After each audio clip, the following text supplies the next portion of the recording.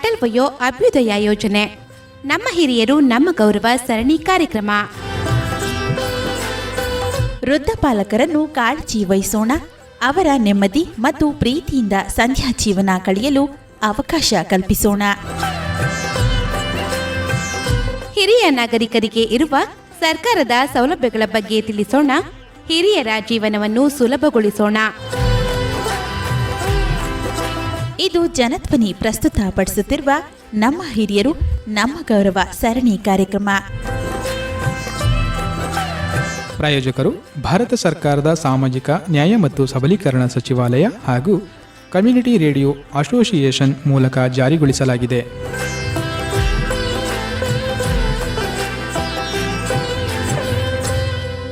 ನಮ್ಮ ಹಿರಿಯರು ನಮ್ಮ ಗೌರವ ಸರಣಿ ಕಾರ್ಯಕ್ರಮ ಸಂಚಿಕೆ 10 ಹವ್ಯಾಸಗಳು, ಪ್ರಯಾಣ ಮತ್ತು ವಿರಾಮ ಚಟುವಟಿಕೆಗಳು. ಪ್ರಾಯೋಜಕರು ಸಾಮಾಜಿಕ ನ್ಯಾಯ ಮತ್ತು ಸಬಲೀಕರಣ ಸಚಿವಾಲಯ, ಭಾರತ ಸರ್ಕಾರ ಹಾಗೂ ಸಮುದಾಯ ರೇಡಿಯೋ ಅಸೋಸಿಯೇಷನ್ ಮೂಲಕ ಜಾರಿಗೊಳಿಸಲಾಗಿದೆ. ನಮ್ಮ ಹಿರಿಯರಿಗೆ ನಮ್ಮ ಗೌರವ.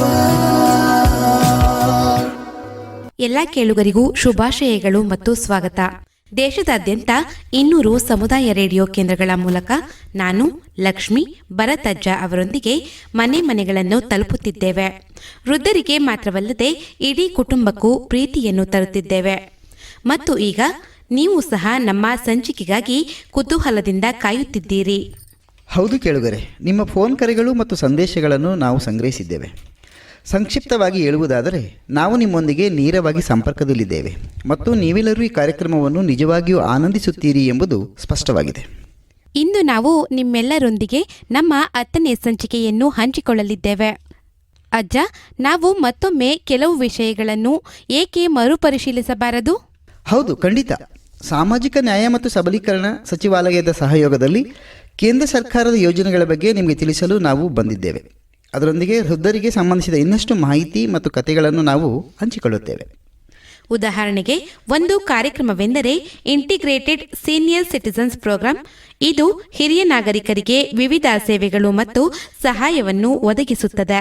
ಮತ್ತೊಂದು ಯೋಜನೆ ರಾಷ್ಟ್ರೀಯ ಸಹಾಯವಾಣಿ ಸಂಖ್ಯೆ 14567. ಇದು ಹಿರಿಯ ನಾಗರಿಕರಿಗೆ ಅವರ ಸಮಸ್ಯೆಗಳನ್ನು ಪರಿಹರಿಸಲು ಮತ್ತು ಅಗತ್ಯಗಳನ್ನು ಪೂರೈಸಲು ಬೆಂಬಲ ನೀಡುತ್ತದೆ. ಮೂರನೇ ಕಾರ್ಯಕ್ರಮವೆಂದರೆ ಆರೈಕೆದಾರರ ತರಬೇತಿ. ವೃದ್ಧ ವ್ಯಕ್ತಿಗಳನ್ನು ನೋಡಿಕೊಳ್ಳಲು ಅಗತ್ಯವಾದ ಕೌಶಲ್ಯಗಳೊಂದಿಗೆ ಅವರನ್ನು ಸಜ್ಜುಗೊಳಿಸಲು ಆರೈಕೆದಾರರಿಗೆ ತರಬೇತಿ ನೀಡುವುದು.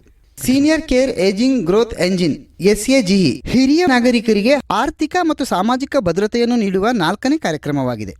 ಮತ್ತು 5ನೆಯದು ರಾಷ್ಟ್ರೀಯ ವಯೋಶ್ರೀ ಯೋಜನೆ RVY. ಇದು ಹಿರಿಯ ನಾಗರಿಕರಿಗೆ ಆರ್ಥಿಕ ನೆರವು ನೀಡುತ್ತದೆ. ಅದರೊಂದಿಗೆ ಕಣ್ಣಿನ ಪೊರೆ ಶಸ್ತ್ರಚಿಕಿತ್ಸೆಯು ದೃಷ್ಟಿ ಸಮಸ್ಯೆಗಳನ್ನು ಎದುರಿಸುತ್ತಿರುವ ಹಿರಿಯ ನಾಗರಿಕರಿಗೆ ಸಹಾಯವನ್ನು ನೀಡುತ್ತದೆ. ಮತ್ತು ಕೊನೆಯದಾಗಿ ಸಮಗ್ರ ಪೌಷ್ಟಿಕಾಂಶ ಮತ್ತು ಹಿರಿಯರ ಆರೈಕೆಯು ಹಿರಿಯ ನಾಗರಿಕರು ಪೂರ್ಣ ಪೋಷಣೆ ಮತ್ತು ಆರೋಗ್ಯ ಸೇವೆಗಳನ್ನು ಪಡೆಯುವುದನ್ನು ಖಚಿತಪಡಿಸುತ್ತದೆ. ಆದ್ದರಿಂದ ರೇಡಿಯೋವನ್ನು ಕೇಳುತ್ತಲೇ ಇರಿ, ಏಕೆಂದರೆ ನಿಮ್ಮ ಕುಟುಂಬದ ಪ್ರತಿಯೊಬ್ಬ ಸದಸ್ಯರಿಗೂ ಮಾಹಿತಿ ಮತ್ತು ಮನರಂಜನೆಯ ನಿಧಿ ಕಾಯುತ್ತಿದೆ.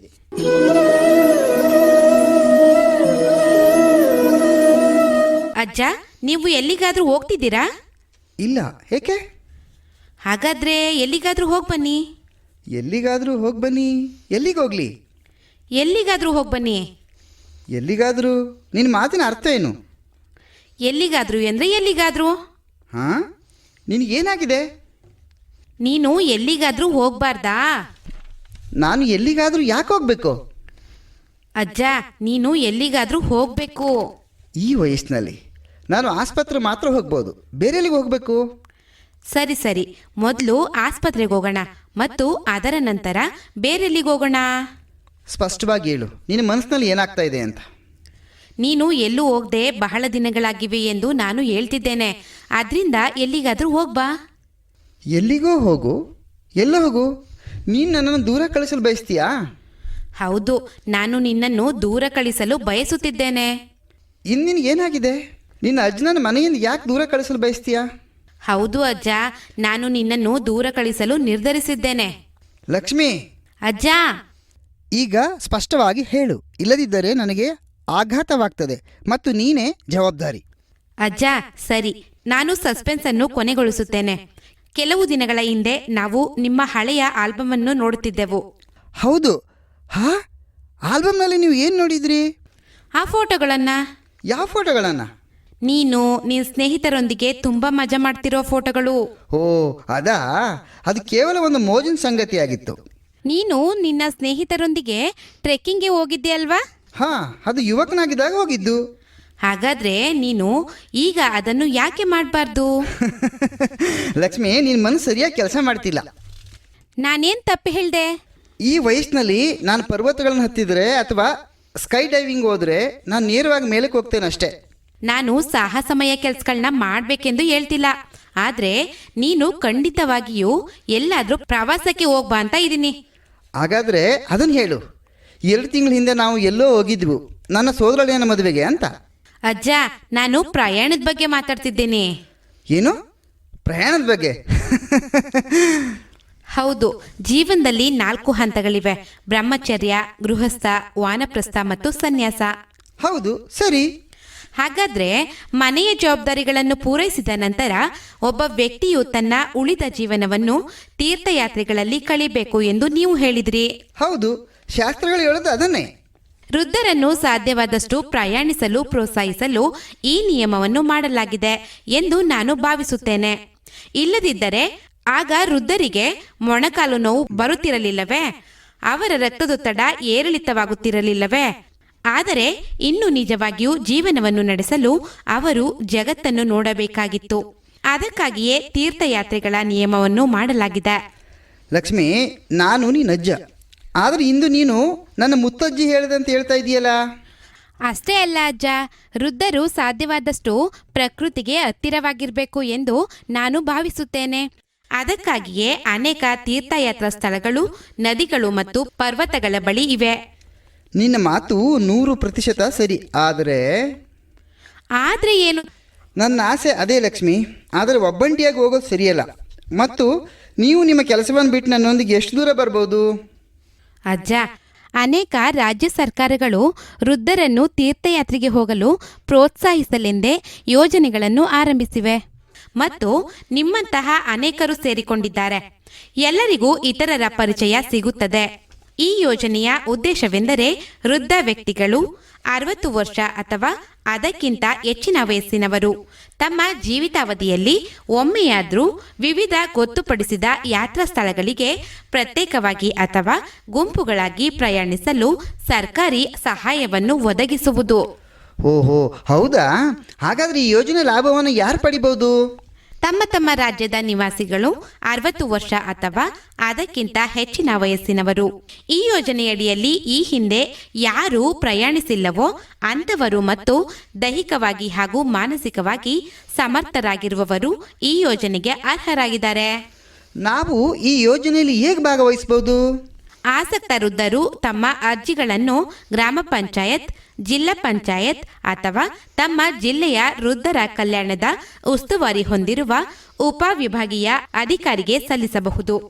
ಅದಾದ ನಂತರ ಸ್ವೀಕರಿಸಿದ ಅರ್ಜಿಗಳಿಂದ ಜಿಲ್ಲಾ ಕಲೆಕ್ಟರ್ ಅರ್ಹ ಅಭ್ಯರ್ಥಿಗಳನ್ನು ಆಯ್ಕೆ ಮಾಡುತ್ತಾರೆ. ನಂತರ ನಿಮ್ಮಂತಹ ಅನೇಕ ವೃದ್ಧರನ್ನು ಸರ್ಕಾರ ಗೊತ್ತುಪಡಿಸಿದ ಯಾತ್ರಾ ಸ್ಥಳಗಳಿಗೆ ತೀರ್ಥಯಾತ್ರೆಗೆ ಕರೆದೊಯ್ಯಲಾಗುತ್ತದೆ. ಪ್ರಾಮಾಣಿಕವಾಗಿ ಹೇಳಬೇಕಂದ್ರೆ ಲಕ್ಷ್ಮಿ, ಈ ಬಗ್ಗೆ ತಿಳಿದು ನನಗೆ ತುಂಬ ಸಂತೋಷವಾಗ್ತಾ ಇದೆ. ನೀವು ತೀರ್ಥಯಾತ್ರೆಗೆ ಹೋದ ನಂತರ ನಿಮಗೆ ಇನ್ನೂ ಹೆಚ್ಚು ಸಂತೋಷವಾಗುತ್ತೆ. ಶ್ಯಾಮ್ ಈಗ ಬರಬೇಕು, ನಾನು ಅವನಿಗೆ ಹೇಳ್ತೇನೆ. ಅವನನ್ನು ಕೇಳುವ ಅಗತ್ಯವಿಲ್ಲ, ಅವನು ನಿಮ್ಮ ಸ್ನೇಹಿತನೇ. ಅವನೊಂದಿಗೆ ಆನಂದಿಸಿ. ನಿನಗೆ ಗೊತ್ತಾ, ನಾವೆಲ್ಲರೂ ಸ್ನೇಹಿತರೆ. ನಾವು ಎಲ್ಲಿಗಾದರೂ ಹೋದಾಗ್ಲೆಲ್ಲ ಅಲ್ಲಿಯ ಸ್ಥಳೀಯ ಜಾನಪದ ಹಾಡನ್ನು ಕಲಿತಾ ಇದ್ವಿ. ಹಾಗಾದ್ರೆ ನಿಮಗೆ ಅನೇಕ ಜಾನಪದ ಹಾಡುಗಳು ತಿಳಿದಿರಬೇಕು ಅಲ್ವಾ? ಹಾಂ, ತಿಳಿದಿತ್ತು. ಈಗ ನನಗೆ ಸರಿಯಾಗಿ ನೆನಪಿಲ್ಲ. ನೆನಪಿದ್ರೆ ಹೇಳು ನೋಡೋಣ. ಹೇಳು ಹೇಳು, ನಾನು ತಬಲ ನುಡಿಸುತ್ತೇನೆ. ಹೋ ಶ್ಯಾಮ್, ಆದರೆ ತಬಲ ನುಡಿಸೋ ಅಗತ್ಯ ಇಲ್ಲ. ಇವತ್ತು ನಾನು ಕೇಳಿದ ಒಂದು ಜಾನಪದ ಹಾಡನ್ನು ನಿಮ್ಮಿಬ್ಬರೊಂದಿಗೆ ಹಂಚ್ಕೊಳ್ತೇನೆ. ಮುತ್ತೈದೆ ಹಟ್ಟಿಲಿ ಮುತ್ತಿನ ಚಪ್ಪರ ಹಾಕಿ, ಮುತ್ತೈದೆ ಹಟ್ಟಿಲಿ ಮುತ್ತಿನ ಚಪ್ಪರ ಹಾಕಿ, ನಟ್ಟ ನಡುವೇಲಿ ಪಗಡೆಯ ಆಡುತ್ತಾಳಿ, ನಟ್ಟ ನಡುವೇಲಿ ಪಗಡೆಯ ಆಡುತ್ತಾಳಿ, ಅವಳೇ ಕಾಣೋ ಎನ್ನ ಹಡೆದವ್ವ, ಭಾಗ್ಯದ ಬಳೆಗಾರ ಹೋಗಿ ಬಾನಂತವರಿಗೆ, ಭಾಗ್ಯದ ಬಳೆಗಾರ ಹೋಗಿ ಬಾನಂತವರಿಗೆ.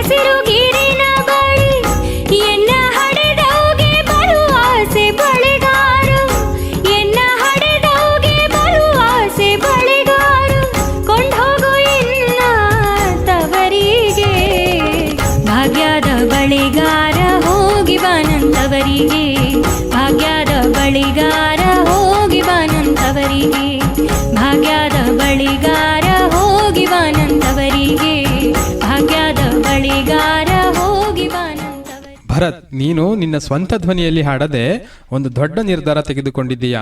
ಇಲ್ಲದಿದ್ದರೆ ನೀನು ಎಷ್ಟೋ ಶ್ರುತಿ ತಪ್ಪುತ್ತಿದ್ದೆ ಎಂದು ನಿನಗೆ ತಿಳಿದಿರುತ್ತಿರಲಿಲ್ಲ. ನೀನು ಟೇಬಲ್ ಬಡಿಯುವಾಗ ಎಷ್ಟು ಶ್ರುತಿ ತಪ್ಪಿದೆಯೋ. ನೀವಿಬ್ರು ಒಬ್ಬರನ್ನೊಬ್ಬರು ಕಾಲೆಳೆದುಕೊಳ್ತಿದ್ದೀರಿ, ಆದ್ರೆ ನೀವಿಬ್ರು ತುಂಬಾ ಸುಂದರವಾಗಿ ಹಾಡುತ್ತೀರಿ ಮತ್ತು ನುಡಿಯುತ್ತೀರಿ. ನಿನಗೆ ಗೊತ್ತಾ ಲಕ್ಷ್ಮಿ, ನಿನ್ನ ಅಜ್ಜ ಹಾಡುವುದನ್ನು ತುಂಬ ಇಷ್ಟಪಡುತ್ತಿದ್ರು. ನಾವು ಅವರ ಮಾತುಗಳನ್ನು ಕೇಳುವುದರಿಂದ ಸುಸ್ತಾಗುತ್ತಿದ್ದೆವು, ಆದರೆ ಅವರು ಹಾಡುವುದರಲ್ಲಿ ಎಂದಿಗೂ ಸುಸ್ತಾಗುತ್ತಿರಲಿಲ್ಲ. ಮತ್ತು ನಿನಗೆ ಕತೆ ಹೇಳೋ ಆಸಕ್ತಿ ಇತ್ತು. ನೀನು ಅದ್ಭುತವಾದ ಕತೆಗಳನ್ನು ರಚಿಸ್ತೀಯ ಮತ್ತು ನಾವೆಲ್ಲರೂ ವಿಸ್ಮಯದಿಂದ ಕೇಳ್ತಾ ಇದ್ವಿ. ಈಗ ಆ ಉತ್ಸಾಹಭರಿತ ಕೂಟಗಳು ಎಲ್ಲಿವೆ ಮತ್ತು ಆ ಹವ್ಯಾಸಗಳು ಎಲ್ಲಿವೆ? ಎಲ್ಲವೂ ಮರೆಯಾಗಿದೆ. ಅದು ಮರೆಯಾಗಿದ್ರೆ ನೀವು ಅದನ್ನ ಯಾಕೆ ಪುನರುಜ್ಜೀವನಗೊಳಿಸಬಾರ್ದು? ಈಗ ಜೀವನದ ಲಗಾಮಗಳನ್ನು ಬಿಡುವ ಸಮಯ ಬಂದಿದೆ. ನಾವು ಇನ್ನೇನು ಹಿಡಿದಿಟ್ಕೊಳ್ಬೇಕು ಮತ್ತು ನಾವು ಏನನ್ನು ಬಿಡಬೇಕು? ಜೀವನದ ಲಗಾಮಗಳು ನಿಮ್ಮ ಕೈಯಲ್ಲಿರುವವರೆಗೆ ನೀವು ಪ್ರತಿಯೊಂದು ಹವ್ಯಾಸ ಮತ್ತು ಉತ್ಸಾಹವನ್ನು ಹಿಡಿದಿಟ್ಟುಕೊಳ್ಳಬೇಕು. ಏನು ಬುದ್ಧಿವಂತಿಕೆ ಇಂದು! ನಿನ್ನ ಮೊಮ್ಮಗಳು ತುಂಬಾ ಪ್ರಬುದ್ಧವಾಗಿ ಮಾತನಾಡುತ್ತಿದ್ದಾಳೆ ಇಂದು. ಬೆಳಗ್ಗೆಯಿಂದ ಅವಳಿಗೇನೋ ಆಗಿದೆ. ಮೊದಲು ಅವಳ ಪ್ರಯಾಣದ ಬಗ್ಗೆ ಮಾತನಾಡ್ತಾ ಇದ್ಲು, ಈಗ ಮತ್ತೇನೇನೋ ಹೇಳ್ತಿದ್ದಾಳೆ. ನೀವು ಪ್ರತಿದಿನ ನಿಮ್ಮ ಆಸಕ್ತಿಗಳನ್ನು ಮುಂದುವರಿಸುತ್ತಾ ಜೀವನವನ್ನು ಆನಂದಿಸಬಾರ್ದೇಕೆ? ಹೇ ಭರತ್, ನಿಮ್ಮ ಮಕ್ಕಳು ಮನೆಯಲ್ಲಿ ಸುಂದರವಾದ ವಾತಾವರಣವನ್ನು ಸೃಷ್ಟಿಸಿದ್ದಾರೆ. ಅಲ್ಲಿ ಅವರು ನಿಮ್ಮ ಮನಸ್ಸಿನಲ್ಲಿರುವ ಎಲ್ಲವನ್ನು ಅರ್ಥ ಮಾಡಿಕೊಳ್ಳುತ್ತಾರೆ.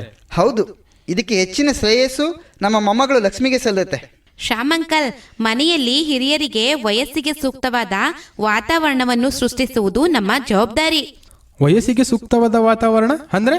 ಹೌದು, ಹಿರಿಯರು ತಮ್ಮ ಆಲೋಚನೆಗಳನ್ನು ಮಾತನಾಡಲು ಮತ್ತು ದೈನಂದಿನ ಚಟುವಟಿಕೆಗಳನ್ನು ನಿರ್ವಹಿಸಲು ಆರಾಮದಾಯಕವಾಗಿರುವ ವಾತಾವರಣ. ಮತ್ತು ಅವರ ಆಸಕ್ತಿಗಳನ್ನು ಸಹ ಪೂರೈಸಿಕೊಳ್ಳುವುದು. ನಿಜ. ಅದು ನನಗೆ ಒಂದು ಕಥೆಯನ್ನು ನೆನಪಿಸುತ್ತದೆ. ದಯವಿಟ್ಟು ನಮಗೆ ಹೇಳಿ. ಒಮ್ಮೆ ಒಂದು ಹಳ್ಳಿಯಿಂದ ಇಬ್ಬರು ಸ್ನೇಹಿತರು ಕೆಲಸ ಹುಡುಕಿಕೊಂಡು ರಾಜನ ಆಸ್ಥಾನಕ್ಕೆ ಹೋದರು. ರಾಜ ನಿಮ್ಮಿಬ್ಬರಿಗೂ ಯಾವ ಕೌಶಲ್ಯಗಳಿವೆ ಎಂದು ಕೇಳಿದ. ಮೊದಲ ವ್ಯಕ್ತಿ, ನನಗೆ ಸುಳ್ಳು ಹೇಳುವುದೆಂದರೆ ಹೇಗೆಂದು ತಿಳಿದಿದೆ ಎಂದು ಹೇಳಿದ. ಎರಡನೇ ವ್ಯಕ್ತಿ, ಸುಳ್ಳನ್ನು ಸತ್ಯವನ್ನಾಗಿ ಮಾಡುವುದು ಹೇಗೆಂದು ನನಗೆ ತಿಳಿದಿದೆ ಎಂದು ಹೇಳಿದ. ಮೊದಲಿಗೆ ಅವರು ತಮಾಷೆ ಮಾಡುತ್ತಿದ್ದಾರೆಂದು ರಾಜ ಭಾವಿಸಿದ. ಆದರೆ ನಂತರ ಈ ಪುರುಷರು ಖಚಿತವಾಗಿರದ ಹೊರತು ಅಂತಹ ಹೇಳಿಕೆಯನ್ನು ನೀಡುವುದಿಲ್ಲ ಎಂದು ಅವನು ಅರಿತುಕೊಂಡ. ಆದ್ದರಿಂದ ಅವನು ಅವರನ್ನು ಪರೀಕ್ಷಿಸಲು ನಿರ್ಧರಿಸಿದ.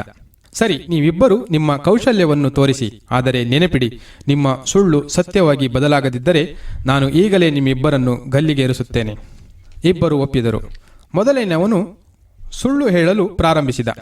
ಒಮ್ಮೆ 400 ಒಂಟೆಗಳು ಕಾಡಿನ ಹಾದಿಯಲ್ಲಿ ನಡೆದುಕೊಂಡು ಹೋಗುತ್ತಿದ್ದಾಗ ಇದ್ದಕ್ಕಿದ್ದಂತೆ ಮಳೆ ಬಂದು ಬೆಂಕಿ ಹೊತ್ತಿಕೊಂಡಿತು. ಎಲ್ಲ ಒಂಟೆಗಳು ನಾಶವಾದವು. ಇದನ್ನು ಕೇಳಿದ ಎಲ್ಲ ಆಸ್ಥಾನಿಕರು, ಅದು ಸುಳ್ಳು, ನೀರು ಬೆಂಕಿಯನ್ನು ಉಂಟು ಮಾಡಲು ಸಾಧ್ಯವಿಲ್ಲ ಎಂದು ಉದ್ಗರಿಸಿದರು. ಈಗ ಈ ಸುಳ್ಳನ್ನು ಸತ್ಯವನ್ನಾಗಿ ಪರಿವರ್ತಿಸುವ ಸರದಿ ಎರಡನೆಯ ಮನುಷ್ಯನದಾಗಿತ್ತು. ಅವನು ಹೇಳಿದನು, ಮಹಾರಾಜ, ನನ್ನ ಸ್ನೇಹಿತನ ಹೇಳಿಕೆ ಸಂಪೂರ್ಣವಾಗಿ ನಿಜ. ಒಂಟೆಗಳು ತಮ್ಮ ಬೆನ್ನಿನ ಮೇಲೆ ಸುಣ್ಣವನ್ನು ಹೊಂದಿದ್ದವು ಮತ್ತು ಮಳೆ ಬಿದ್ದಾಗ ಅದು ಸುಣ್ಣದೊಂದಿಗೆ ಬೆರೆತು ಬಿಸಿಯಾಯಿತು. ಒಂಟೆಗಳು ಶಾಖವನ್ನು ಸಹಿಸಲಾರದೆ ಸತ್ತವು. ರಾಜ ಮತ್ತು ಎಲ್ಲ ಆಸ್ಥಾನಿಕರು ಇದು ನಿಜಕ್ಕೂ ಸತ್ಯ ಎಂದು ಒಪ್ಪಿಕೊಂಡರು. ಮೊದಲನೆಯವನು, ಒಮ್ಮೆ ಒಂದು ಮೇಕೆ ನೆಲದ ಮೇಲೆ ನಿಂತು ಒಂದು ಅರಳಿ ಮರದ ಮೇಲ್ಭಾಗದ ಎಲೆಯನ್ನು ತಿನ್ನುತ್ತಿತ್ತು. ಎಲ್ಲರೂ ಅದು ಸುಳ್ಳು. ಎರಡನೆಯ ಸ್ನೇಹಿತ ಉತ್ತರಿಸಿದ, ಮಹಾರಾಜ, ನನ್ನ ಸ್ನೇಹಿತ ಹೇಳಿದ್ದು ಸರಿ. ಒಣಗಿದ ಬಾವಿಯೊಳಗೆ ಮರ ಬೆಳೆಯುತ್ತಿತ್ತು ಮತ್ತು ಎತ್ತರದ ಕೊಂಬೆಯು ಮೇಕೆಗೆ ಸುಲಭವಾಗಿ ತಲುಪುವಂತೆ ಇತ್ತು. ಮೊದಲ ಸ್ನೇಹಿತ ಹೇಳಿದ, ಒಂದು ಕಾಲದಲ್ಲಿ ಒಂದು ಬೆಕ್ಕಿನ ಮರಿ ಮಿಯಾವ್ ಎನ್ನುತ್ತಾ ಆಕಾಶದಲ್ಲಿ ಹಾರುತ್ತಿತ್ತು. ಎರಡನೆಯ ಸ್ನೇಹಿತ ಹೇಳಿದ, ಇದು ನಿಜ. ವಾಸ್ತವವಾಗಿ ಒಂದು ದೊಡ್ಡ ಹದ್ದು ಆ ಬೆಕ್ಕಿನ ಮರಿಯನ್ನು ಹೊತ್ತೊಯ್ಯುತ್ತಿತ್ತು. ನಂತರ ಮೊದಲ ಸ್ನೇಹಿತ ಹೇಳಿದ, ಒಮ್ಮೆ ನನ್ನ ತಂದೆಯ ಗಡ್ಡದ ಮೇಲೆ ಗುಬ್ಬಚ್ಚಿಯ ಗೂಡು ಇತ್ತು ಮತ್ತು ಆ ಗೂಡಿನಿಂದ ಮರಿಗಳು ಮೊಟ್ಟೆಯೊಡೆದು ಹಾರಿ ಹೋದವು. ಆದರೆ ನನ್ನ ತಂದೆ ಗಮನಿಸಲೇ ಇಲ್ಲ. ಈಗ ಎಲ್ಲರಿಗೂ ಇದು ನಿಜವಾಗಲು ಸಾಧ್ಯವಿಲ್ಲ ಎಂದು ಮನವರಿಕೆಯಾಯಿತು. ಇದು ತುಂಬಾ ಅಸಂಬದ್ಧವಾಗಿದೆ. ಇದು ಸ್ಪಷ್ಟವಾಗಿ ಸುಳ್ಳು. ಎರಡನೆಯ ಸ್ನೇಹಿತ ಉತ್ತರಿಸಿದ, ಮಹಾರಾಜ, ಇದು ಸಂಪೂರ್ಣವಾಗಿ ನಿಜ. ವಾಸ್ತವವಾಗಿ ನನ್ನ ತಂದೆಯ ಗಡ್ಡ ತುಂಬಾ ಉದ್ದವಾಗಿತ್ತು ಮತ್ತು ಅದು ಅವರ ಎದೆಯನ್ನು ತಲುಪಿತ್ತು. ಕ್ಷೌರಿಕನು ಅದನ್ನು ಕತ್ತರಿಸಿ ತನ್ನ ಅಂಗಡಿಯ ಹಿಂದೆ ಎಸೆದನು. ಅಲ್ಲಿ ಒಂದು ಗುಬ್ಬಚ್ಚಿ ಅದರ ಮೇಲೆ ತನ್ನ ಗೂಡು ಕಟ್ಟಿತು. ನನ್ನ ತಂದೆಗೆ ಎಂದಿಗೂ ತಿಳಿದಿರಲಿಲ್ಲ, ಏಕೆಂದರೆ ಅವನ ಮನೆ ಕ್ಷೌರಿಕನ ಮನೆಯಿಂದ ದೂರವಿತ್ತು. ಈಗ ರಾಜನಿಗೆ ತುಂಬ ಸಂತೋಷವಾಯಿತು. ಅವನು ಅವರಿಬ್ಬರಿಗೂ ಹೇಳಿದನು, ನಿಮ್ಮ ಪ್ರತಿಭೆಯಿಂದ ನಿಜವಾಗಿಯೂ ಮನರಂಜನೆಯಾಗಿದೆ. ನಾವು ನಿಮಗೆ ನಮ್ಮ ಆಸ್ಥಾನದಲ್ಲಿ ಕೆಲಸ ನೀಡುತ್ತೇವೆ.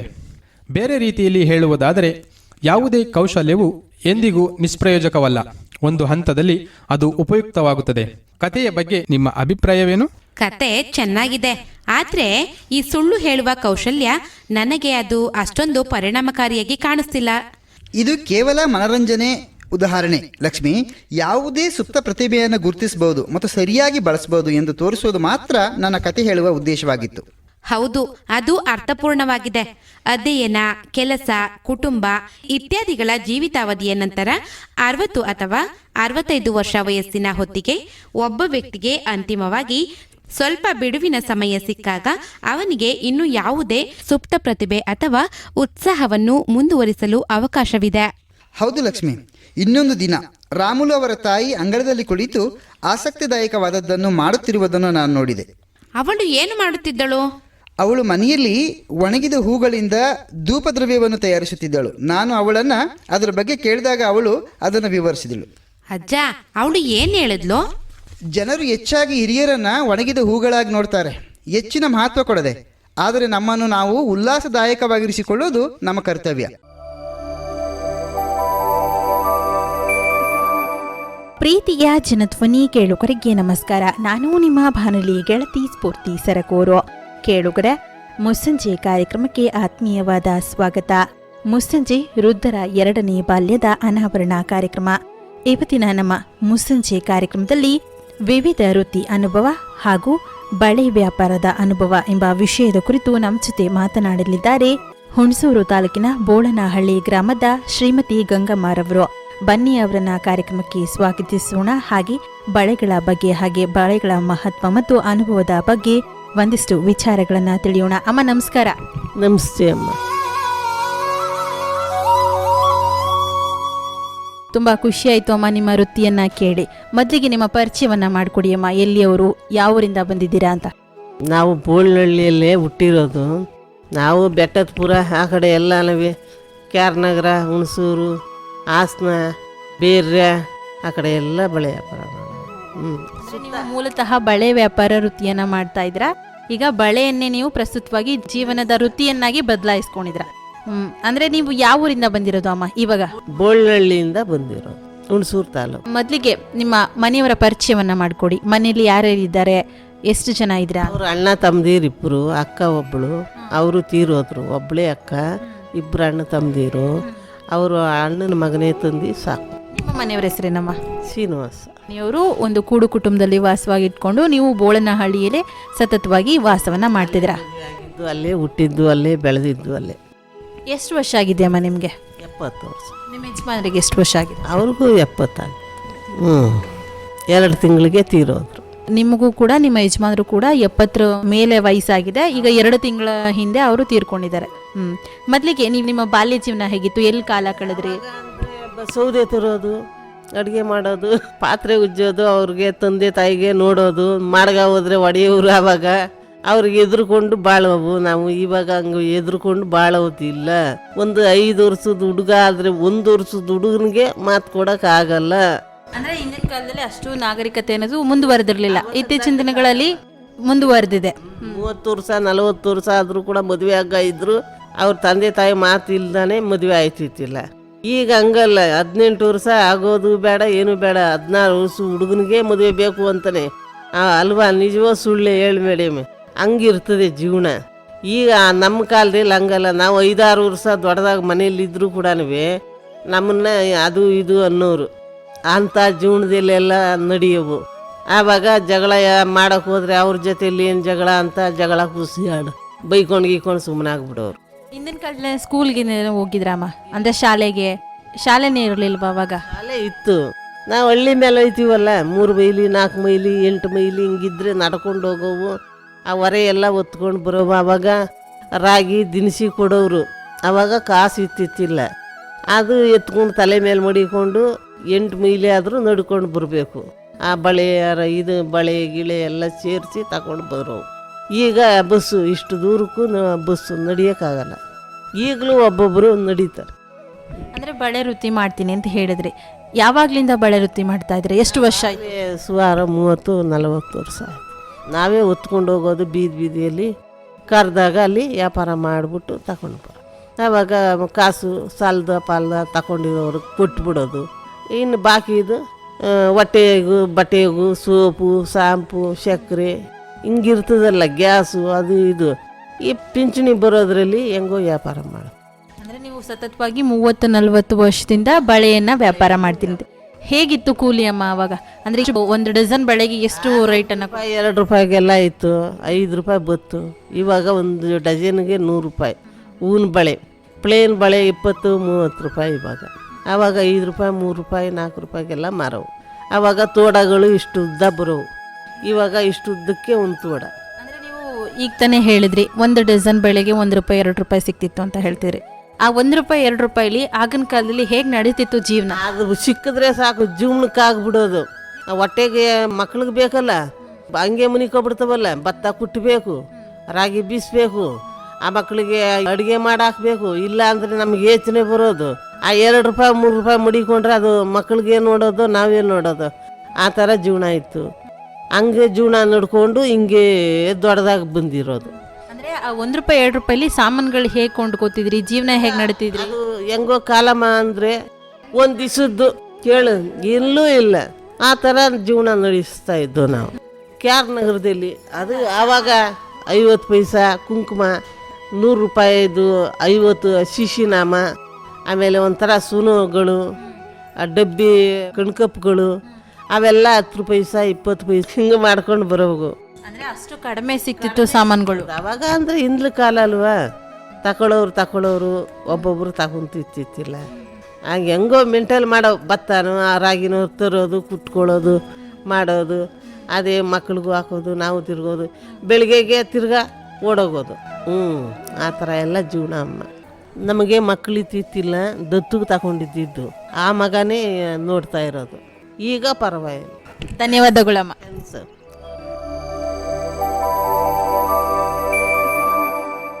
ನನಗೆ ಅರ್ಥವಾಯಿತು ಲಕ್ಷ್ಮಿ, ನಾವಿನ್ನು ಹೊರಡಲು ತಯಾರಿ ಮಾಡ್ತೇವೆ. ಮೊದಲು ನಾವು ಎಲ್ಲಿಗೆ ಹೋಗುತ್ತಿದ್ದೇವೆ ಎಂಬುದನ್ನು ನಿರ್ಧರಿಸೋಣ. ಆದ್ದರಿಂದ ಈ ಸಂಚಿಕೆ ಇಲ್ಲಿಗೆ ಮುಗಿಸುತ್ತೇವೆ. ನಿಮ್ಮ ಸಮುದಾಯ ಬಾನುಲಿಯನ್ನು ಕೇಳುತ್ತಲೇ ಇರಿ ಮತ್ತು ನಮ್ಮ ಮುಂದಿನ ಸಂಚಿಕೆಯಲ್ಲಿ ಮತ್ತೆ ಭೇಟಿಯಾಗೋಣ. ಅಲ್ಲಿಯವರೆಗೆ ಆರೋಗ್ಯವಾಗಿರಿ, ಉತ್ಸಾಹದಿಂದಿರಿ ಮತ್ತು ನಿಮ್ಮ ಹವ್ಯಾಸಗಳು ಮತ್ತು ಆಸೆಗಳನ್ನು ಪೂರೈಸಿಕೊಳ್ಳುತ್ತಿರಿ. ನಮಸ್ಕಾರ. ನಮ್ಮ ಹಿರಿಯರಿಗೆ ನಮ್ಮ ಗೌರವ.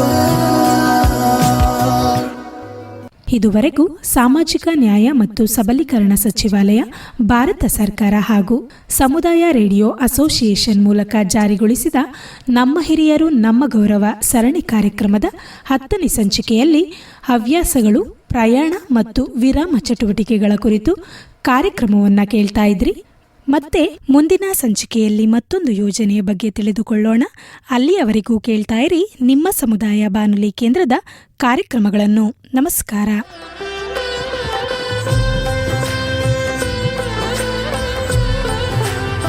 ಅಟಲ್ ವಯೋ ಅಭ್ಯುದಯ ಯೋಜನೆ, ನಮ್ಮ ಹಿರಿಯರು ನಮ್ಮ ಗೌರವ ಸರಣಿ ಕಾರ್ಯಕ್ರಮ. ವೃದ್ಧ ಪಾಲಕರನ್ನು ಕಾಳಜಿ ವಹಿಸೋಣ.